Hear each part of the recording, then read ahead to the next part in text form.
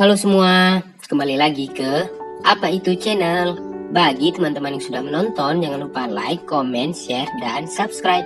Serta ikuti juga video lainnya. Kali ini, kita akan menjelaskan apa itu bunga euphorbia. Simak videonya ya. Bunga euphorbia yaitu bunga yang indah serta cantik yang mempunyai banyak duri di bagian batangnya. Nama Latin dari bunga ini yaitu Euphorbia Mili Desmoulins. Bunga euphorbia ini biasa ditanam di pekarangan rumah, yaitu sebagai tanaman hias.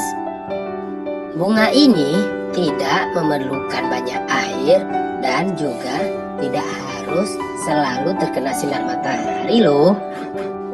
Tahukah teman-teman, bunga ini berasal dari Pulau Madagaskar loh.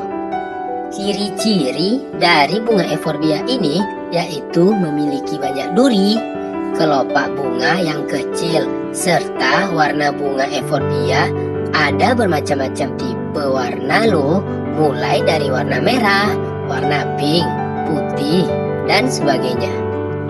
Perawatan bunga ini sangatlah mudah loh teman-teman. Selain tanaman hias, bunga euphorbia ini juga dapat digunakan sebagai obat herbal.